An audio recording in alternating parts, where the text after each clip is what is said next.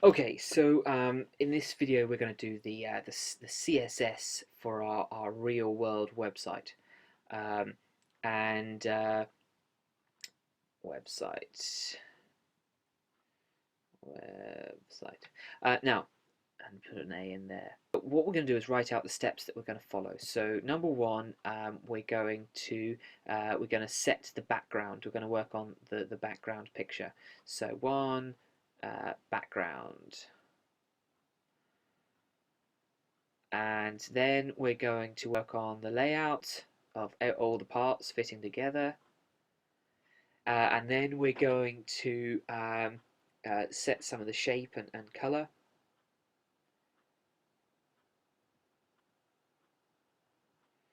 and then once we've done all that, we can work on page structure, I suppose. Well, to be honest, really, we'd need to work on the header first as well. Let's just think there. Yeah, so we'd work on the header and the menu.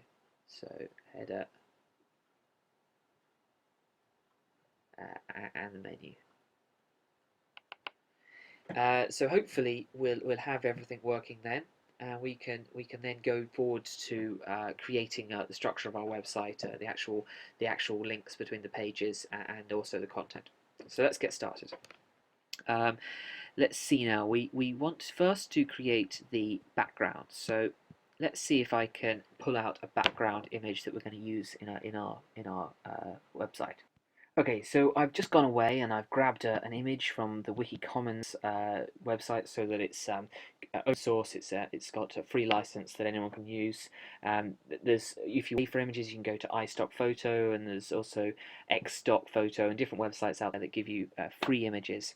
But once you've got an image, I had to doctor it slightly using a graphic design program, so you might want to go away and learn a bit about graphic design to be able to do that.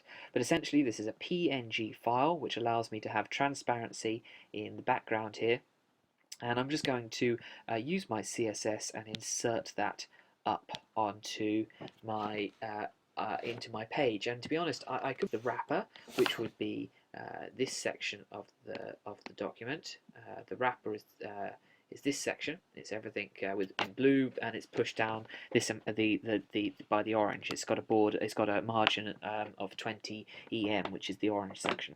But I'm actually going to put it into my body, the actual body of my page. So what I'm going to do is write body, and then I'm going to make a rule that says background, and I'm going to say URL is what have I called it? Is earth underscore background, earth underscore background dot png. Misspelling there. .png, and then close that off and say no repeat, because I don't want it to repeat down the page, and I'm going to give it an X and a Y position on the page. Let's just check my rules here. So if I want to set the background position, I might set it to let's have a look here. Background position, I might set it to a percentage value, so maybe position center. We could just try center and see whether that works. Let's just see, what would center give us? If we just put center, I often get mixed up on these, so we'll experiment with center and see if that does the job that we need. So we'll save that, and then we will refresh our page and see if we have any result, which we don't at the moment, which is a good start. So let's just check here. Is everything working? Body, URL, earth background .png.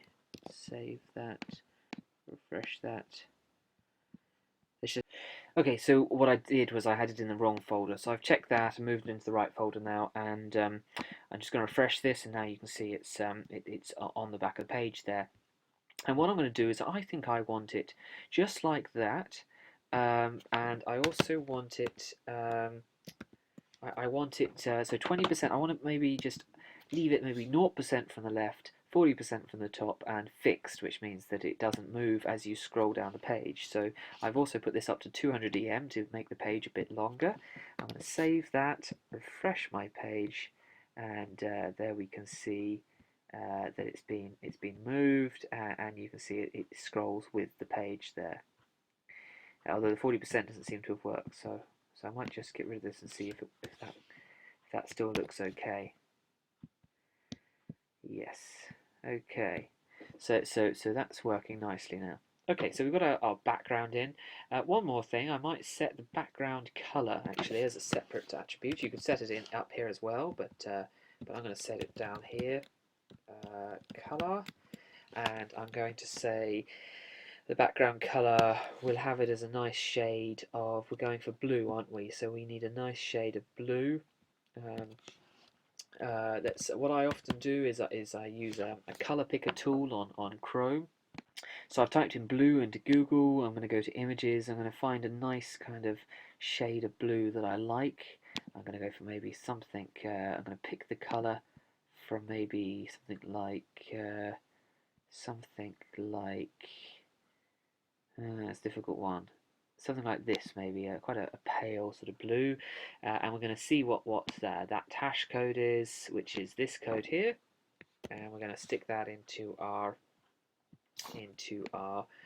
document here. So it's hash the RGB code, and finish that rule there. Save that, and let's see what it comes up. So that's the blue that we're now getting. Okay, so that's cool. So we've sorted out a background now, and we can now start layering up the different sections of our website.